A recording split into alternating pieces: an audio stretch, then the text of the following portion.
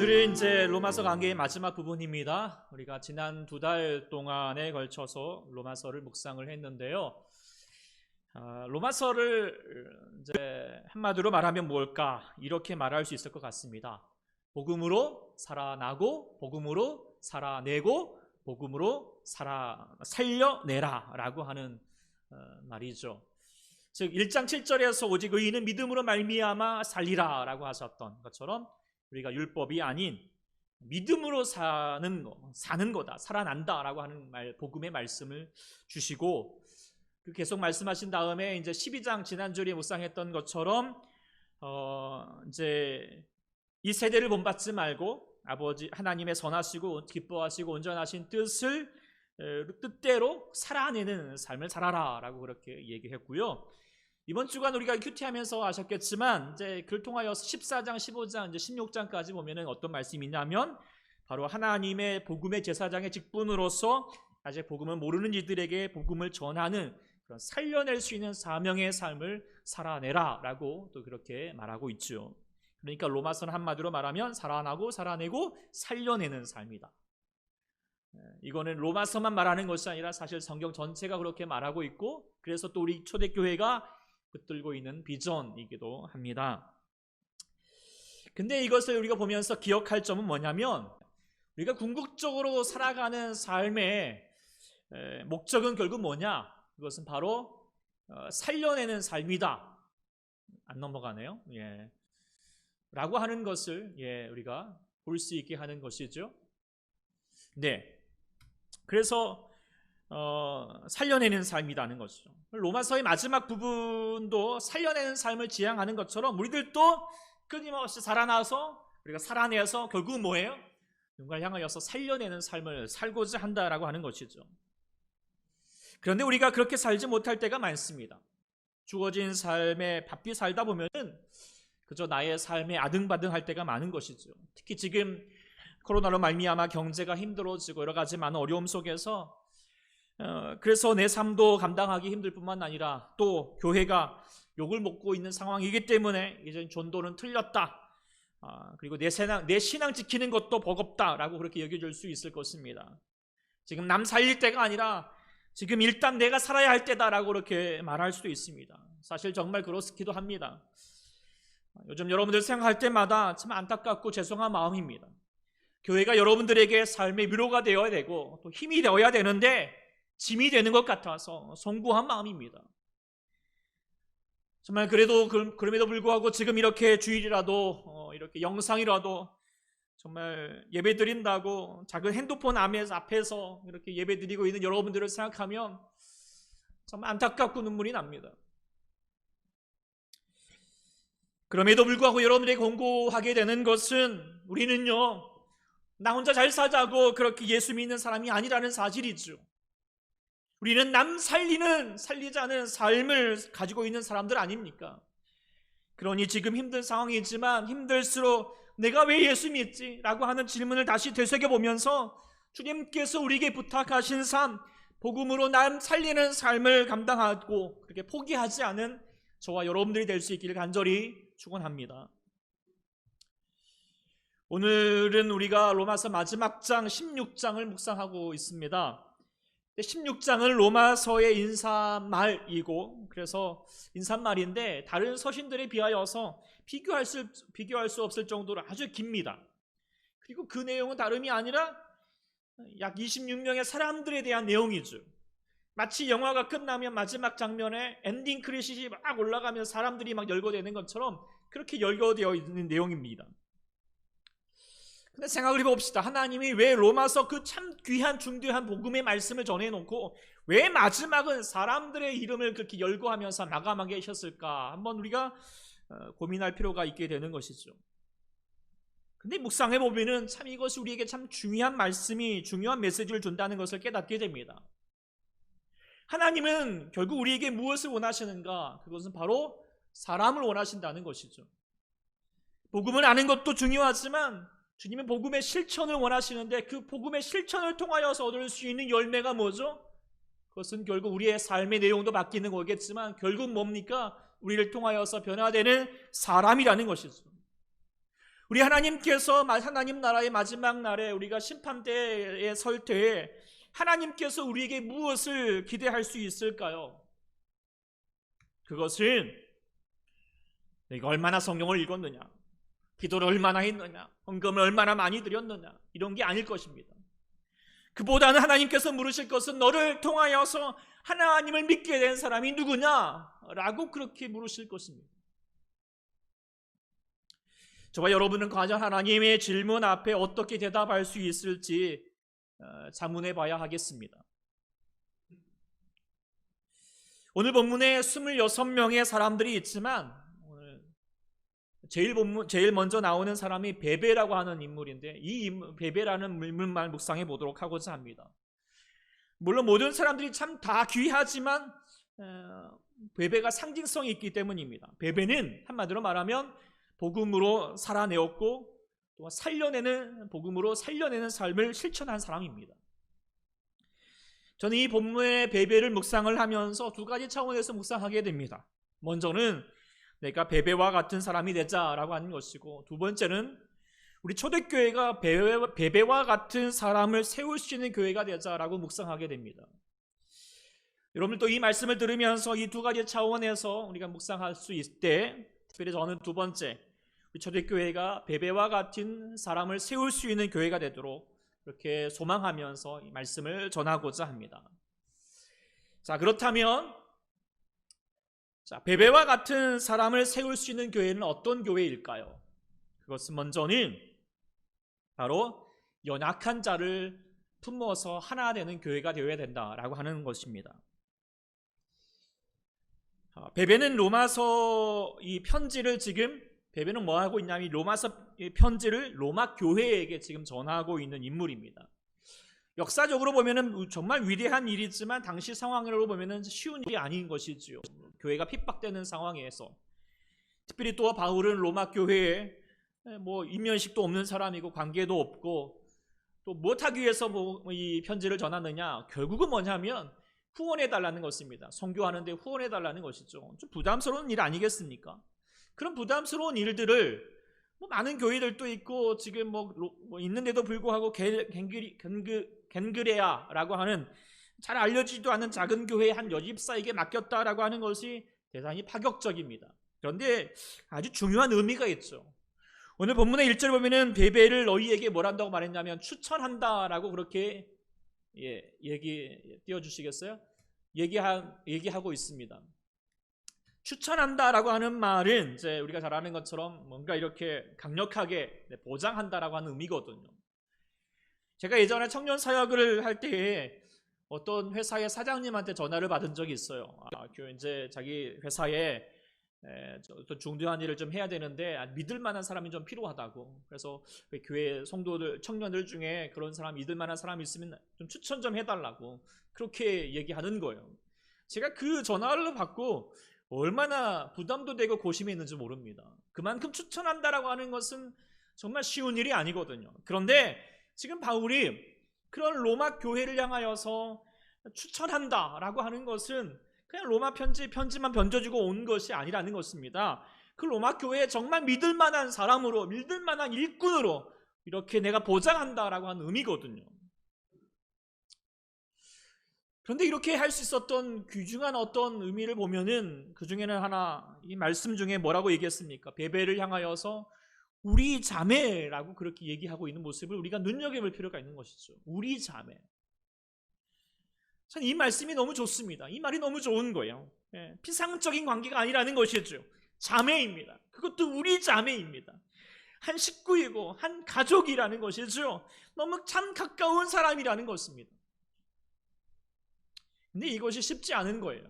왜냐하면 당시 여자는 여러분들도 알다시피 일반 사람으로 인정받지도 못했습니다. 남자의 수로도, 사람의 수로도 포함되지 않았죠. 그래서 성경 보면 오병의 기적이 있을 때 5,000명의 사람들이 배불리 먹었다고 했지만 사실 거기에는 뭐요? 남자 장정만 얘기하는 것이죠. 그러니까 뭐예요? 여자는 몇 명을 먹었던지 그건 중요한 게 아니야 라고 하는 그 당시의 사회상을 지금 문화를 반영하고 있는 것이죠. 이 여자는 이런 존재이고 당시에 또한 지금 이 갱그레아는 아주 작은 교회 또 지방이고 또 당시 이 베베는 보면은 유대인이 아니라 헬라 이방인입니다. 어찌 보면 당시에서 한 여인으로서 하대당하고 무시당해서 살 수도 있는 사람입니다.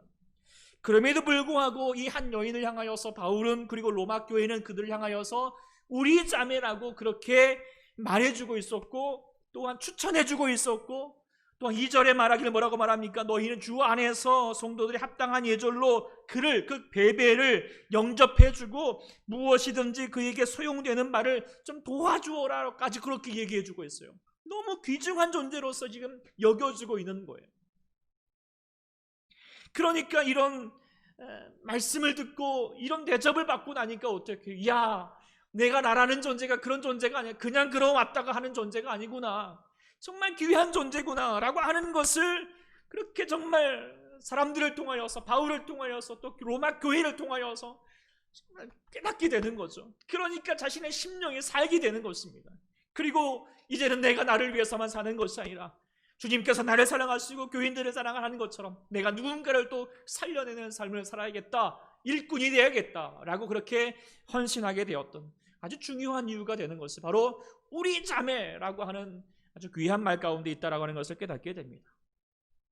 즉 연약한 사람이지만, 이방 여인이지만 약자로서 차별하지 아니하고 우리 자매로 받아들였던 모습 때문인 것이죠.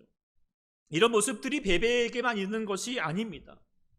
16장에 보면은 약 26명의 사람의 이름이 나오게 되는데, 그 이름만 봐도 교회 안에 얼마나 많은 사람, 다양한 사람들이 있는지 우리가 살펴볼 수 있게 됩니다. 간단하게 제가 좀 살펴드리면, 예를 들어서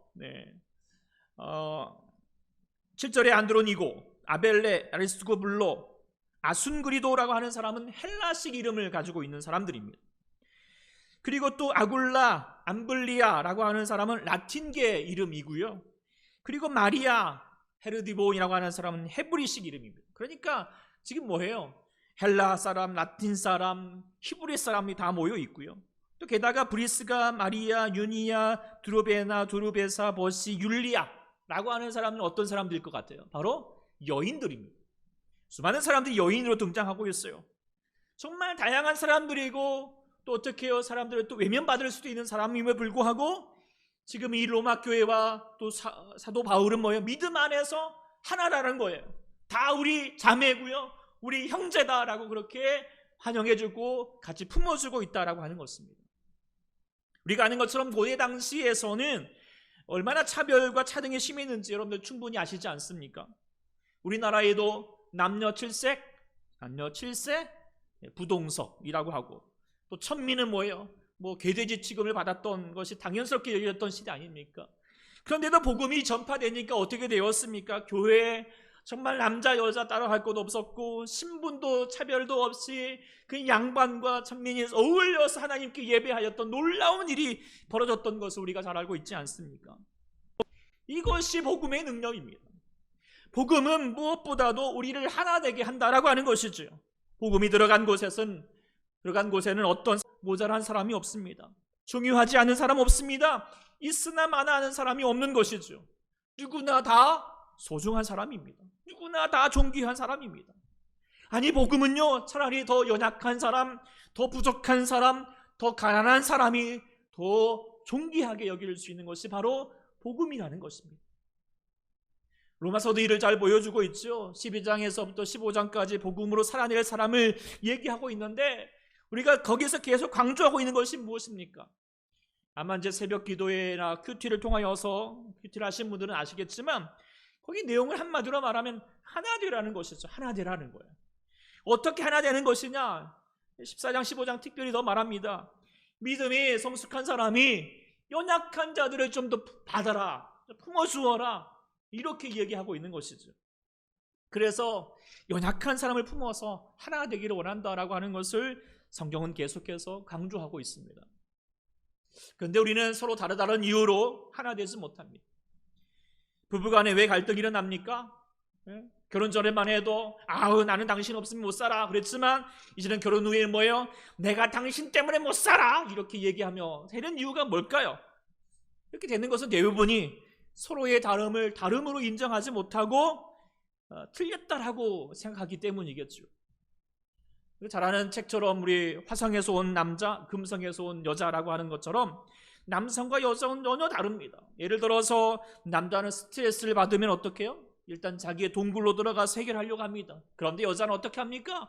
그냥 낮게 나와가지고 사람들과 만나서 수다를 떨어야지 스트레스가 풀립니다. 남자는 객관적이고 이성적이고 합리적인 것을 좋아하지만 여자는 주관적이고 감성적인 것을 좋아합니다. 그래서 식당에 골라도 남자는 값싸고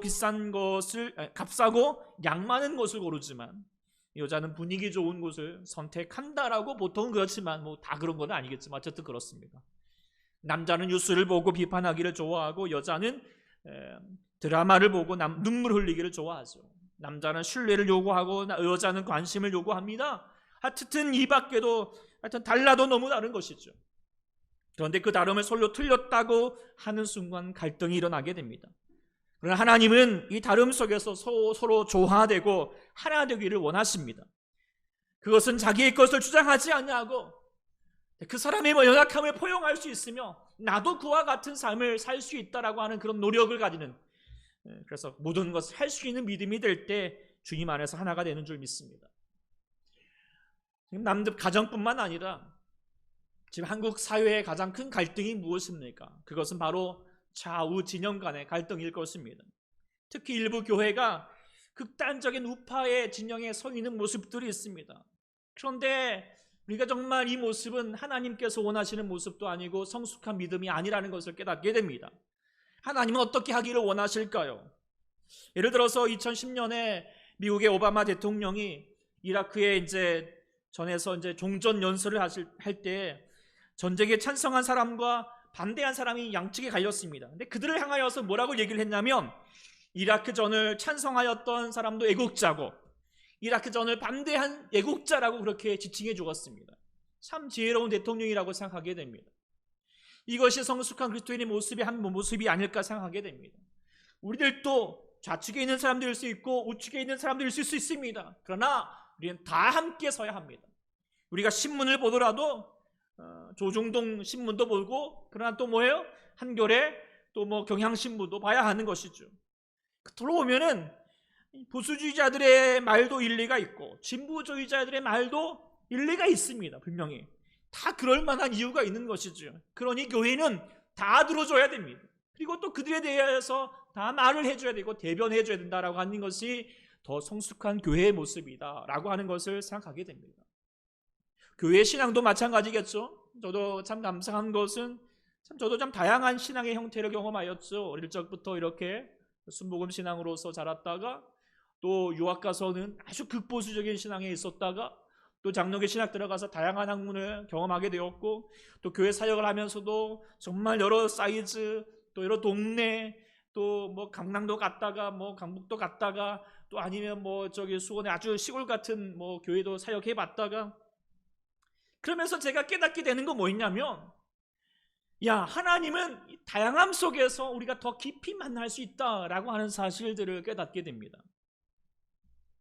다양 속에서 깊이가 있다라고 하는 거예요. 우리 초대교회가 이 하나님 다양 속에서 일하시는 하나님을 누릴 수 있기를 소망합니다. 이런 성숙한 믿음이 있기를 소망합니다. 어떤 이유로도 차별하지 않기를, 남자라고 여자라고, 배웠다고 못 배웠다고, 한국 사람이라고 아니 다른 나라에서 왔다고 아니 가난하다고 부족하다고 차별하지 않기를 원합니다. 오히려 그들을 연약한 자들을 품어주고 무엇보다도 하나 되는 자로 설기를 주께서 우리 가운데 원하신다는 사실을 기억해야 할 줄 믿습니다. 그래서 우리 초대교회는 베베와 같은 사람이 있을 때 나와 다르더라도 또 연약하더라도 그를 있는 모습 그대로 받아주고 이해해주고 공감해주고 그래서 난 우리 자매라고 우리 형제라고 말할 수 있어서 그래서 우리가 정말 어디를 가든지 그 지체를 살려내어서 주님의 귀한 일꾼으로 세울 수 있는 우리 모두가 될 수 있기를 간절히 소망합니다. 아멘.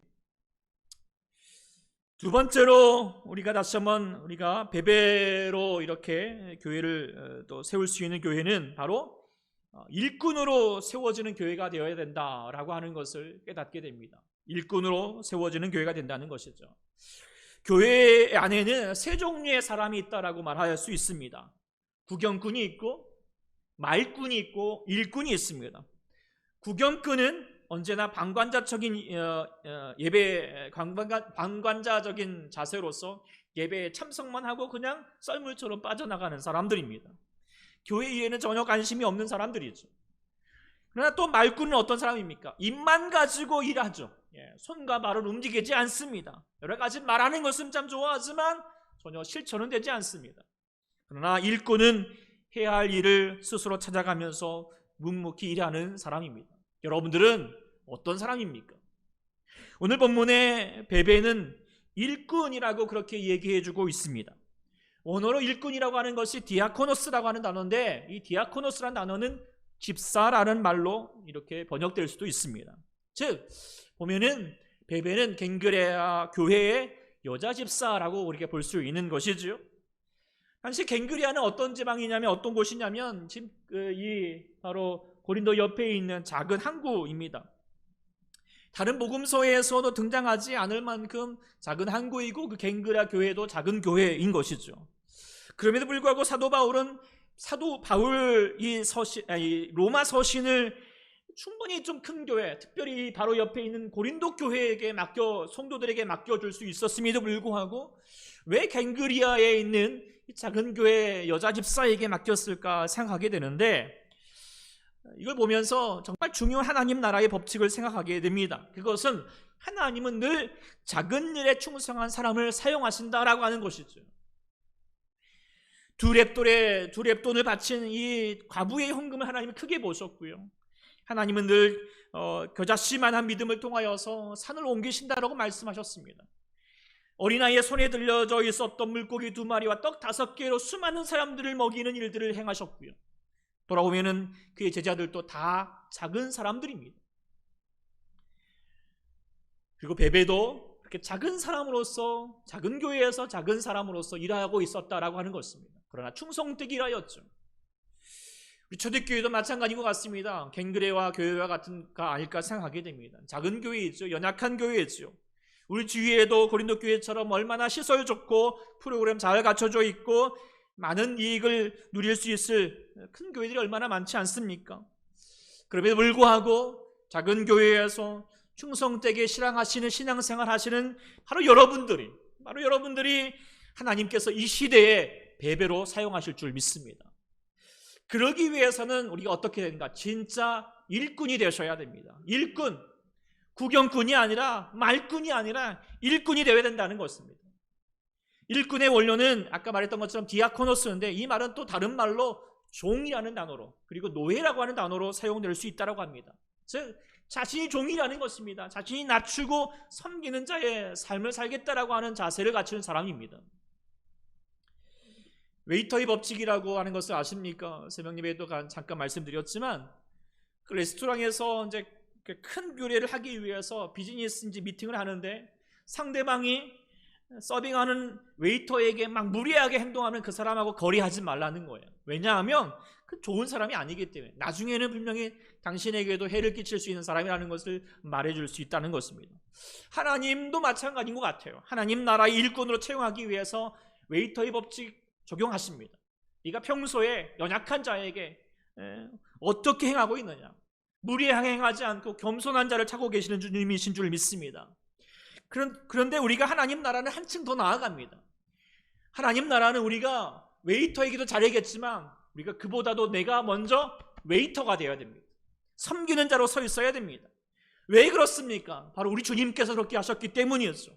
만왕의 왕이신 주님께서 우리를 군림하기 위해서 오셨던 것이 아니라 종이 되셔서 우리를 더 낮아지는 마음으로 먼저 발을 닦아주고 먼저 연약한 자들을 섬겨줬고 같이 보듬어줬던 것이 우리 주님이라는 사실을 우리가 기억하고 있지 않습니까? 그렇기 때문에 우리가 주님을 본받는 자라면 베베처럼 또 우리 모두도 겸손한 마음으로 남들을 섬길 수 있는 일꾼이 될 수 있기를 간절히 소망합니다. 특별히 사도 바울이 2절에 보면은 베베가 여러 사람과 나의 보호자가 되었다라고 말하고 있는데, 보호자라고 하는 단어는 주로 이제 봉사로서 다른 사람을 후원해주는 사람을 가리킬 때 이 단어를 쓴다라고 합니다. 어떻게 후원하는 것이죠? 지금 바울뿐만 아니라 모든 사람도 그렇게 보호자가 되었다고 그랬는데 후원이 됐다는 것인데 말로만 후해지는 것이 아니었겠죠? 삶을 통하여서, 행동을 통하여서, 때로는 물질을 통하여서 도와줬다라고 하는 것을 얘기해 주는 것입니다. 우리 모두도 그렇게 누군가를 향하여서 다시 한번 보호자, 후원해 줄 수 있는 사람, 내 물질을 들어서라도, 내 삶을 들어서라도, 나의 땀을 들어서라도, 아니 우리가 기도를 통하여서라도 정말 후원해주고 정말 도와줄 수 있는 우리 모두가 될 수 있기를 소망합니다. 브라질의 선교사로 있는 우리 멜란드라고 하는 부부의 선교사가 있다라고 합니다. 근데 이 부부 선교사가 이제 브라질의 산골 마을 이 폴리오 인디언들에게 선교를 하는 동안에 그의 이름이 4번씩이나 바뀌었다라고 하는 이야기가 있습니다. 처음에 이제 이게 폴리오 그 인디언들에게 갔을 때 이 사람들이 이제 선교사 부부를 향하여서 그냥 백인이라고 불렀던 거예요. 그것은 과거에 그를 괴롭혔던 백인을 부르는 징후를 가득 찬 어떤 명칭인 것이죠. 그런데 그래도 불구하고 멜랜드 부부가 의료 봉사를 하면서 주민들의 목숨을 구하고 병을 고치는 어떤 헌신적인 생활을 하니까 사람들이 그때서는 이제는 존경받을 만한 백인이다 라고 그렇게 불러줬다는 거예요.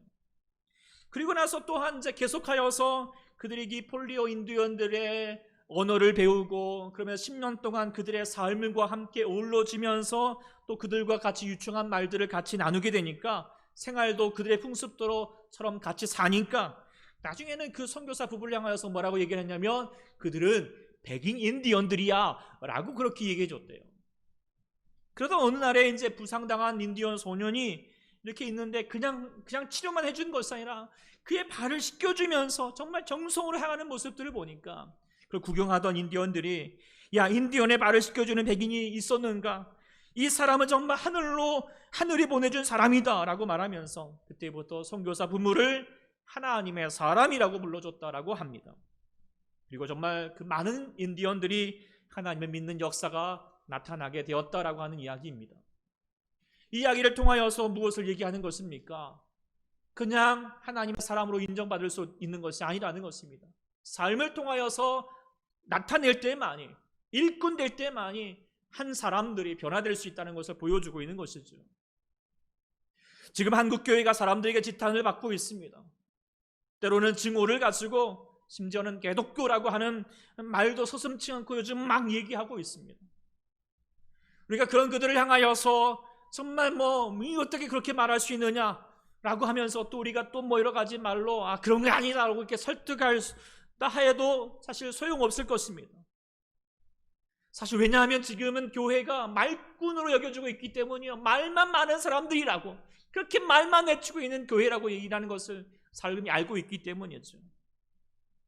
그러나 우리가 다시 한번 교회가 다시 한번 세상에서 빛과 소금이 되려면 다시 세상의 사람들로 말미암아 그리스도인들은 하나님의 사람들이야 라고 그렇게 불리울 수 있으려면 우리는 말꾼이 아니라 우리는 정말 세상에서 일꾼이 되어야 됩니다. 부상당한 인디언 소년의 발을 씻겨주듯이 우리가 이 세상의 아픔과 고통을 치료하고 섬기고 씻어주는 종의 자세를 가져야 할 줄 믿습니다. 물론 우리가 한번 했다고 쉽게 바뀔 것이 아닙니다. 사회 사람들이 교회가 이제는 괜찮아라고 말하는 시간들이 너무나도 더딜 것 같습니다.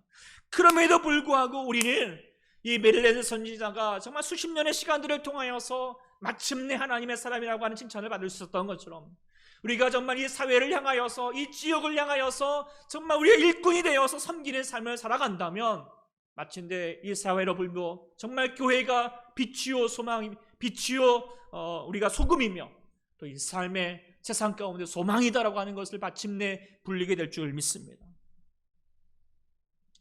그런 면에서 우리 초대교회는 정말 생각하는 말씀을 준비하면서 이 지역 사회를 잘 섬겼는가, 일꾼이 되었는가 고민하게 되었습니다. 어찌 보면 지금까지 우리 교회는 우리끼리의 교회였지 않나라고 생각하게 됩니다. 살아내는 게까지는 나름 노력했는지 모르겠지만 이 지역과 이웃을 살려내는 교회로서의 모습을 부족했던 것이 사실입니다. 물론 지금 코로나 때문에 전도지 한 장 못 돌리고 있습니다. 그러나 하나님은 이 때를 통하여서 우리 교회가 이 지역에서 정말 삶을 통하여서 복음을 전하는 일꾼이 되기를 원하신다라고 하는 것을 우리가 깨닫게 됩니다. 말씀을 준비하면서 어떻게 우리가 이 이웃을 섬길 수 있을까 기도하고 고심하게 되었습니다. 그러다가 예전에 우리 교회를 섬겼던 최생일 목사님이 그런 말을 한 것이 또 기억나기도 했습니다. 이 지역을 본인이 이제 한번 조사를 해봤대요. 조사를 해보니까 이 지역에는 특별히 젊은 부부들이 많고 또 아이들이 많다는 거예요. 그 아이들 중에는 특별히 맞벌이 부부와 또 편부모 이런 또 깨어진 가정들이 많아가지고 이렇게 학원 등에 내몰리고 있는 이렇게 방치된 아이들이 의외로 많다라고 그렇게 얘기한 적이 있습니다. 그래서 우리 초대교회가 정말 교회 아이들을 위한 사역을 했으면 참 좋겠다라고 하는 말도 제가 기억나는데, 정말 또 그동안 많이 실천을 못했지만 제가 기도하면서 또 말씀을 준비하면서 우리 정말 우리가 이 지역을 위하여서 아이들을 특별히 우리가 좀 섬길 수 있는 교회가 되었으면 참 좋겠다. 그리고 하나님께 그렇게 간구하게 됩니다. 그래서 정말 우리가 아이들뿐만 아니라 이 교회 지역을 향하여서 이웃을 향하여서 우리가 말만 외치는 것이 아니라 전도지만 돌리고 끝나는 것이 아니라 정말 우리의 삶을 통하여서 일꾼이 되어서 그들을 다시 한번 봉사해 갈 때 하나님의 복음이 이 지역을 우리 교회를 통하여서 이 지역이 우리 교회를 통하여서 확장되게 될 줄 믿습니다. 교회뿐만 아니라 여러분들도 정말 여러분의 삶의 공간에서 베베처럼 일꾼이 되어 주십시오. 교회 다닌다고 칭찬을 받고 계실 줄 모르겠지만 그리스도인은 정말 말이 아니라 삶으로 보여주셔야 합니다. 묵묵하게 그리스도인이 어떤 사람인지 보여주시기를 공고합니다. 물론 쉽지 않습니다. 그럼에도 불구하고 주의 은혜를 받으신 여러분들이기 때문에, 하나님 말씀으로 지금 살고 계신 여러분들이기 때문에 정말 잘 감당할 수 있을 거라고 저는 믿습니다. 그래서 저도 여러분들을 위해서 최선을 다해서 섬기겠습니다. 더 기도하겠습니다. 더 마음으로 응원하겠습니다. 여러분들도 정말 여러분의 삶의 공간에서 정말 살아있는 일꾼으로 살아가 있는 우리 모두가 되기를 소망합니다. 말씀을 맺겠습니다. 우리는 그동안 로마서를 묵상했지요. 정말 귀한 복음입니다. 세상은 여전히 죄로 가득하고 누구도 죄에 대해서 이길 수가 없지요. 그러나 하나님은 우리에게 생명의 성령의 법을 허락해 주셔서 죄와 사망의 법을 이기게 해주셨습니다. 그리고 이 악한 세대에서 하나님의 기뻐하시고 온전하시고 정말 선하신 뜻대로 살게 하시도록 우리 가운데 은혜를 부어주셨다라고 하는 것이지요. 그렇다면 우리 하나님의 복음을 가지고 하나님의 뜻을 가지고 세상을 살려내셔야 합니다. 그것은 바로 말이 아니라 삶으로 살아내야 된다라고 하는 것이죠. 물론 지금 교회가 정말 이 사명을 감당하기에 너무나도 힘든 가운데 있지만, 그럼에도 불구하고 우리가 우리 주위를 돌아보면서 우리가 연약한 자들 또 다른 사람들을 향하여서 우리가 또 포용하면서 우리 자매라고 우리 형제라고 같이 불러주고 같이 보듬어주고 같이 인정해주고 더불어서 주의 말씀을 전해주고 우리의 삶을 통하여서 다시 한번 전진해 갈 때 하나님께서 우리를 통하여서 하나님의 교회가 확장되고 주님의 나라가 주의 복음이 전해주실 줄 믿습니다. 그렇게 감당할 수 있는 우리 모두가 될 수 있기를 간절히 소망합니다. 기도하겠습니다. 주 하나님 아버지 감사합니다. 우리가 지금까지 이렇게 로마서의 말씀을 묵상하게 하시고 또 귀한 말씀 우리가 들었사온데, 하나님 우리 주님께서는 우리를 통하여서 말씀만 듣고 끝나는 것이 아니라 그 복음의 말씀을 통하여서 살아나고 살아내지만 무엇보다도 살려낼 수 있는 삶을 주께서 원하심을 다시 깨닫게 됩니다.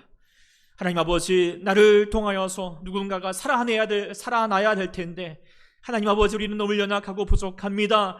하나님, 그러나 우리 가운데 하나님 은혜를 주시고 능력을 주시고 주의 말씀의 감격을 우리 가운데 더 허락해 주셔서 다시 한번 하나님 말씀으로 나와 연약한 사람들을, 부족한 사람들을, 다른 사람들을 아버지 하나님 멀시하지 아니하고 같이 보듬어주고 함께하면서 하나 되어서, 특별히 우리가 다시 한번 이 지역에서 이 아버지 하나님 이 정말 일대에서 주의 말씀의 일꾼이 되어서 그들을 섬기면서 봉사하여서 정말 이 지역의 초대교회가 하나님의 교회로서 역할을 감당할 수 있도록 하나님 은혜를 더하여 주시옵소서.